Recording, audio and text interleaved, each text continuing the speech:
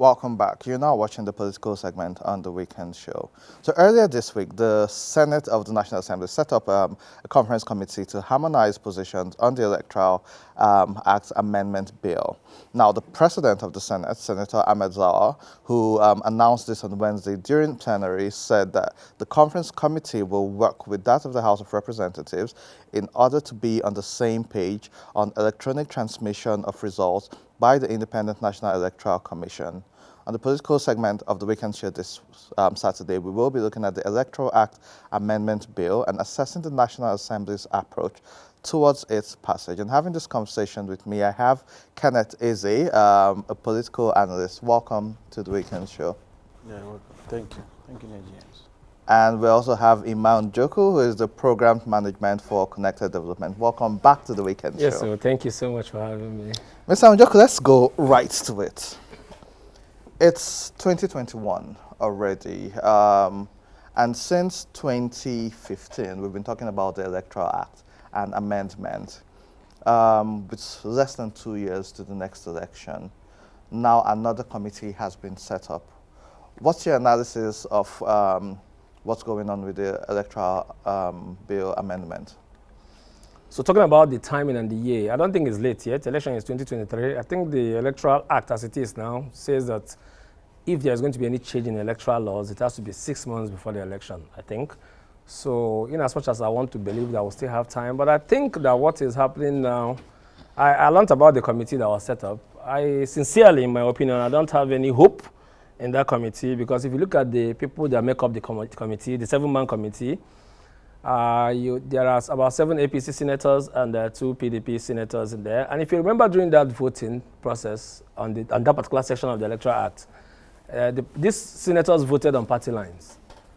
And now you have these 5 APC members who clearly voted against the electoral amendment, the transmission of results from polling units, being majority of people in this committee. So I feel they are just, I feel it's just a soft landing to still stick to what they want. But it's more disappointing that we still have at this time, we still have politicians who do not think about the future, but who think about just the next elections. Because sincerely, if these guys think about the future, they will know that the most they can stay there is another 2-3 tenures. They will leave. But it should be about the future, which is why it's important for them to have ensured that this thing happens. So you remember what happened. Let's recall what happened on that day when they brought the commissioner from NCC and the man from NCC who came and said there is 50% coverage of network across Nigeria. But we forgot that the same NCC had a document, a draft document, even after they had a joint technical committee with INEC. INEC had already approached them before, and they agreed that this thing is possible. Only for them to come around again and say it's not possible, even when the National Assembly ensured. You remember they said that NCC was supposed to be there, INEC was supposed to be there. But on that day, we didn't see INEC. Yeah. And there's something my people say. They say you cannot shave a man's head in his absence. On that day, INEC was not there. Then later, when I saw INEC, I think on AIT and other media platforms, saying that this is possible and they can do it. So we'll just fingers crossed and, but for me, I'm not very expectant with this committee that they've set up. I'm not expectant. So Kenneth, and it's good Matt brought that up because, yes, the person from NCC came and said, we are not ready for this. INEC went out to say, we have the capacity to transmit results, votes and results electronically, and the process basically. However, why is this issue of electronic transmission important or necessary? Why have we had this back and forth about that? Okay, thank you. First of all, sorry, when you were introducing, you said, I'm Executive Director of Speak at Africa Initiative. Okay. From the NGO, the civic space, and we've been on this prior to the INEC, before they went to recess. We prevailed, the civil society community, international community, we've been on the National Assembly that before they go for recess, that actually one of the parting gifts they will give to Nigerians is to pass the electoral bill. Though the Senate passed the mutilated version, it was not what Nigerian asked for. It was not, it didn't reflect the true aspirations of Nigeria. Now, coming to, I cannot agree less with what my brother here said about that is not too expectant. But for me, I'm expectant. The reason is because Nigeria is bigger than anybody. Be it Ahmed Lawan, be it Femi Gbajabiamila, be it any committee, Kabiru Gaya, whoever you are. Now, and there's never been a time Nigerians are vigilant as we are today. And the reasons are not far-fetched. People have seen that the pathway to whatever you desire of any nation in terms of leadership is that you must get it right at the point of choosing your leaders. And the constitutional means of choosing leaders is by election. It's like the foundation of a house. The Holy Bible said when the foundation of the righteous is faulty, what can he do? No matter how you try to struggle. And that is why it is not any news. Nigerians are on vigilance even till today. That we will not watch to see few people because of their private personal gains.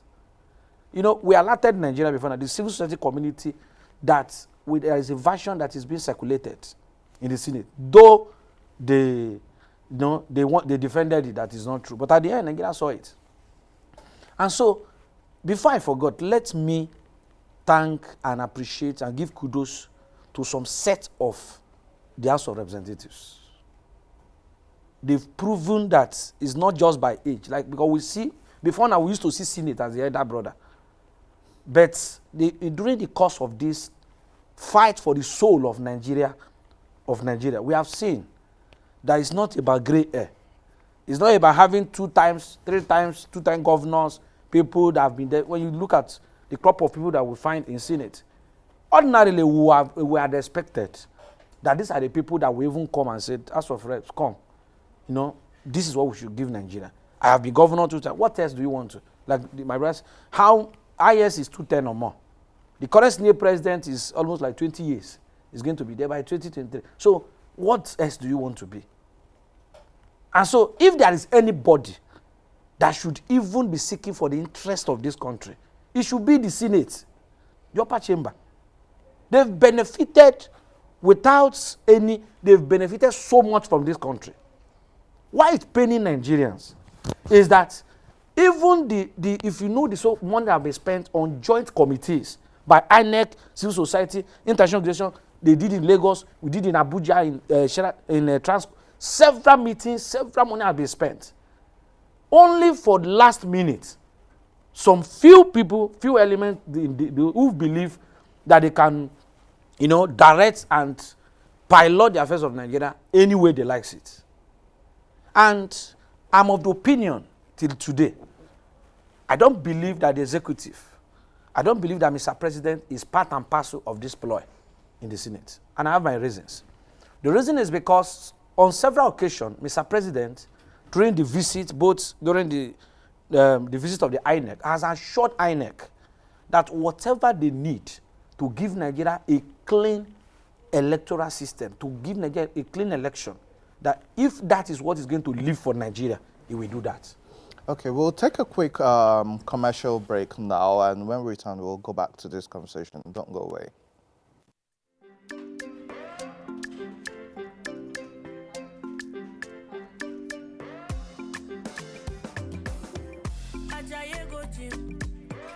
You won't go shake your body.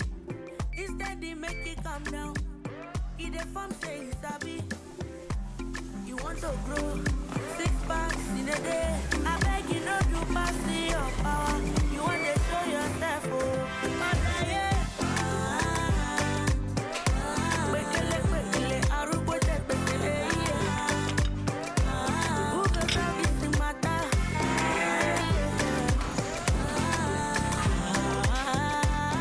Whatever your size, find it with the new Airtel data plans. Dial *141# now to get the plan that suits you.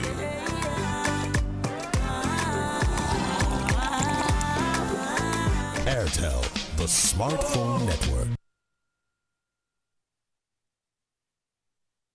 Welcome back. Just before the break, we were having a conversation about the National Assembly and the passage of the amendment of the Electoral Act.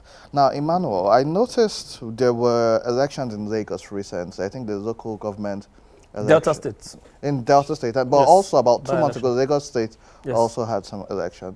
And the turnout, because we had reporters on the field, was abysmally low.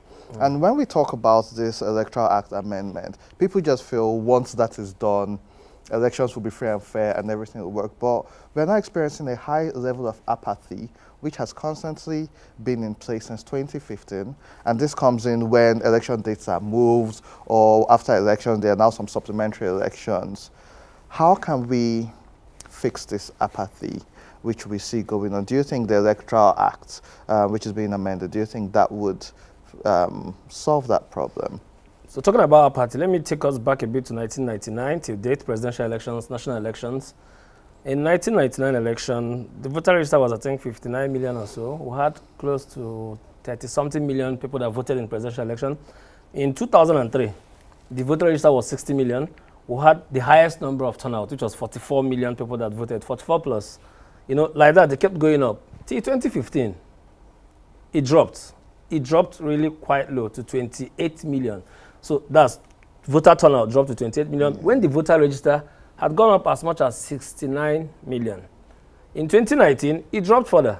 Voter turnout was 26 million when the voter register had gone up as high as 83 million. Now, talking about the voter turnout as we have it in INEC data, and talking about the use of technology in elections, all this while, like in 2003, we had 44 million people that voted. I can tell you that we didn't have 44 million people that voted, because then it was very easy to manipulate the process. It was much easier to, one person would thumbprint the whole ballot papers and, you know, mess up the whole system. And that's why I had that 44 million voters. But as of 2015, 2019, when the then INEC chairman, Professor Jega, started introducing technology, the smart card readers, all of those things reduced how politicians manipulate the figures, and we started having what I can say is near real figures, which is why we now had just 26 million out of 83 million. So we're beginning to see the real voter turnout, and this now goes to show you the apathy, how uninterested Nigerians are, and the number of people that actually participate in elections. You understand? And this also tells you how important it is for us to continue to use technology to deepen. You'll be surprised that.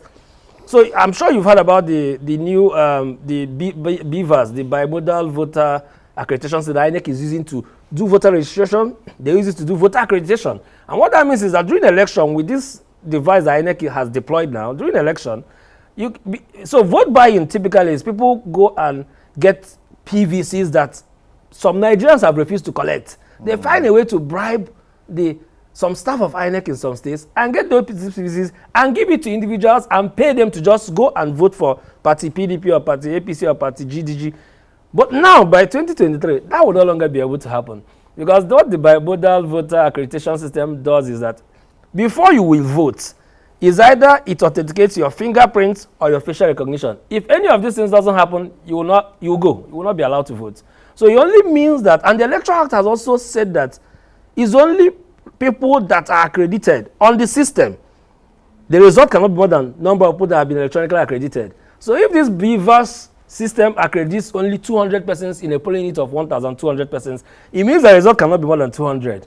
Do you get how I'm trying to build this up? So what it means that even in 2023, if enough voter education campaign is not done, we'll probably have, okay, so INEC now, they started their voter registration, this CVR, 11 weeks ago. As at the last data they released on their Instagram page, they have registered about 2.9 million persons, online registration, 2.9 million persons, meaning that the voter registration has moved from 83 million to 86 million as it is right now. But if we don't do enough voter education by 2023 election, you may see that the total voter turnout may drop from that 26 point something million to even 23 million, especially with what is happening, which is why it is important that the National Assembly at this time needs to do the needful. Because I don't think there has ever been a time where we need to have the best electoral legal frameworks to guide elections to make people participate. Most people don't believe that the process is credible, that the process is transparent, which is why you don't see people come out to vote.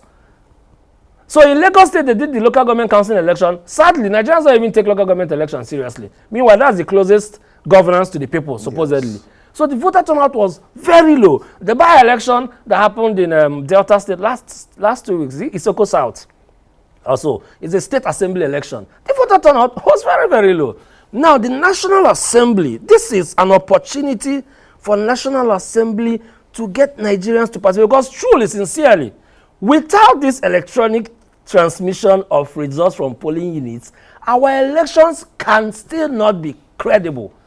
What this process seems to achieve is to reduce the role of human beings in this process, and so to make it easy.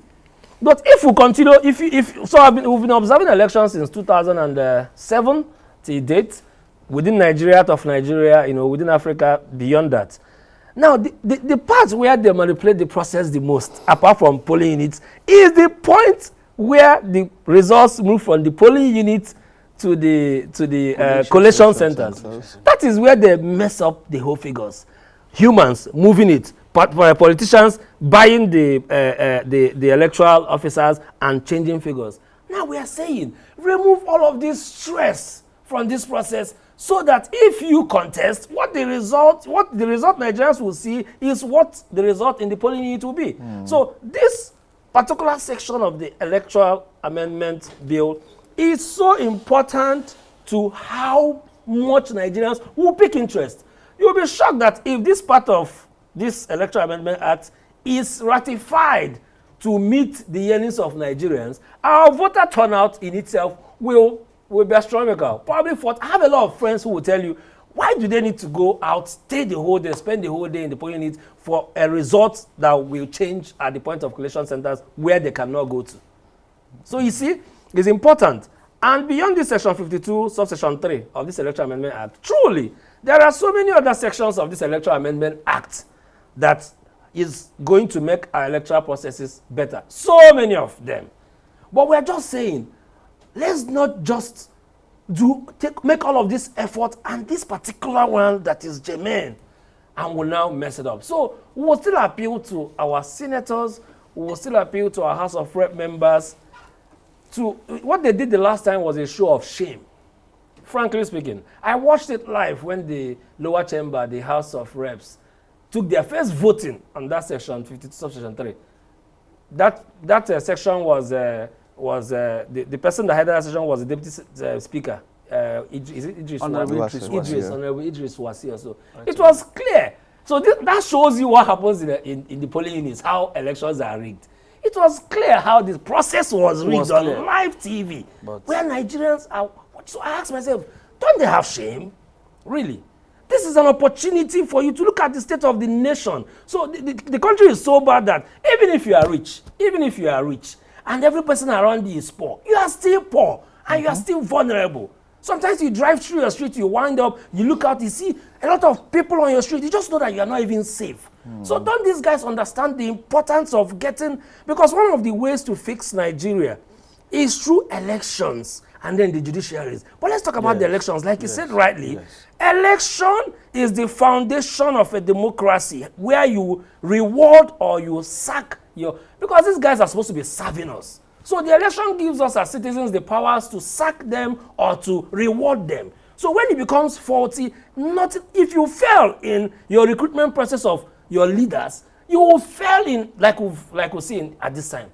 If you fail at that particular point, you will fail in every other sphere of governance. So this is an opportunity, a very real opportunity for these senators and House of Rep members to put their names in gold as being the people that led the movement that will reset Nigeria and put Nigeria in the path of progress. So I really hope that when they eventually ratify this section 52-53 and it gets to the president and president assents, I really hope that INEC, civil society community, the media will now engage in a massive campaign to get Nigerians to now know that, hey, it's to no longer be business as usual.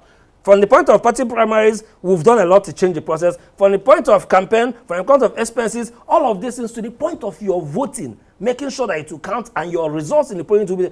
INEC, civil societies, media will now do the main work to get Nigerians to know what has been done so that they will turn out and vote. And for Nigerians, if you are still a Nigerian out there and you don't have a permanent voter's card, what is your plan really? What is your intention? What do you really want for yourself and for the nation? How can you not have a PVC? So they are doing the program Big Brother Nigeria. Everybody, the votes are, so that's what people are talking about. And this voting will not change your own life in any way. It will change the lives of the people who are in the Big Brother Nigerian show. But you voting an election has to do with everything that has to do with your life, from the cost of beans to the cost of your rent, transportation, fuel, healthcare, education. Every single thing that will change your life of your children, your relatives, starts from you having a PVC. So what are you doing that you don't have a PVC? INEC has even made it easier. Now you can use your smartphone and you register on your phone before you go and complete it. It's so easy. Why do we still have people who do not have PVCs? So if you're a Nigerian, and especially young people, you are out there, and we boast that the 2019 election, young people comprise of 51.3% of the voter register. What good does that do if you don't go and vote? So if you're a young person out there, Nigerian, go and get your PVC. 2023 election, I believe, is going to be different. And votes are going to count. INEC are doing a lot to see that votes count. So you as a Nigerian, what are you doing? Don't sit at home and see it as a public holiday, or a day to go and play football, or a day to go and drink beer and pepper soup during elections. Go get your PVC and vote. Be ready to vote. And I like where you left it, but Kenneth, I'll let you have the final word. People like you have been working actively with the National Assembly to ensure that there's a bit of accountability and responsibility being taken. But like Emma has rightly said, the bulk of Nigerians are at home on the streets, and they are the ones suffering this. How can the people hold their elected representatives, legislators, accountable, especially during this process? Because most times we wait for the elections, but we have this process going on right now, and everybody has just left it for the CSOs and the media to handle it. But we need a unified voice. So how can the people hold their elected representatives accountable, especially in this process with this committee which has been set to harmonize this act? Okay, thank you. I think we're already on that part. Like I said, and like even within the short period that they started about 11 weeks, they started the CVR. Even INEC has been so marveled how they turn, especially from the young ones. But what we are saying is that we are not yet there. We need more push. We need more of those efforts to be put in place. Secondly is that, like I said, Nigerians are more vigilant now than ever before. We've seen, they say experience is the best teacher. Before now, you could be saying this, but now it's no longer that. And so Nigerians are very much willing, very much ready now. Now, prior to now, before the Senate went on recess, National Assembly generally, somehow, the civil society, you have been asking everybody, go to the extent of, in fact, you agree with me that the Senate president said that his phone lines have been bombarded. The speaker, you go to your house, people are on the gate, you go, it's not, that is why I was saying that earlier, I'm very much expectant. Even though Nigeria seems not to have confidence in the composition of the conference committee, where you put only 2 PDP members, Matthew Rogide, and we still have other parties like YPP. They didn't put them there. Secondly, it's not just 2 PDP members. It's only Matthew Rogide from Edo State that represents that voted in support of this electronic transmission, section 52(3), subsection 3. Now, the other woman, which I have a problem, Nigerians have been wondering, how can you bring a woman who have shown not being interested, a woman that was absent on the day the soul of Nigeria was being determined and decided? Now, on what yardstick are you putting her? Then you now brought the other 5, the Senate leader, Mohammed, and all those, Danju Magoje, the APC clear cut. Now, Nigerians will not take anything less than what, because these senators are using taxpayers' money. The conference committee sitting down, running of the operation, doing the assignment, is still our money. They will be using to do all those things. So you will be taking and biting too much by using citizens' money, yet you want to use to achieve your personal, private gain. That's why I still commend House of Representatives for a larger population saying, no, we are not going by this. And consistently, in case we forgot, that Section 78 states clearly of the Constitution of the Federal Republic of Nigeria that INEC cannot be subjected to any direction of anybody or any authority, be it national and state. So it is very ridiculous. It's very unimaginable that that Senate will be telling INEC that you need, subject to the approval of us, who are still the politician, who are still the direct beneficiary, and NCC, an arm of the. So this is, and I really commend INEC. And they said they are standing, and we all know, more than 20, since August 2020, elections has been done, transmitted electronically and successfully.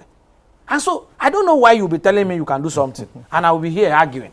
And what are we talking about? The issue about network or no network. It is the same card reader, smart card reader, that will do accreditation, which the supposed Senate agrees upon. They agree to that one. That same smart card reader is what is going to do electronic transmission. So I don't know whether, we're not talking about INEC bringing another external machine again that is going to require mobile operation. The same card reader, you say, oh yeah, go ahead. I'm approving your smart card reader. You cannot accredit. The same card reader is going to do that. And we still have manual transmission. So you cannot begin to see that some persons are really scared, having not done enough or much. And so Nigerians are very, and we are calling on just to join my brother for what you have said, that there is no more time. Please prevail on those 7 committee members. Prevail on them. They are there for us. They should represent our interest. If you have done well, you go back. If you have not done well, allow another person to go. This is a country of more than 200 million people. So it is a call that more than ever before, Nigerians are watching.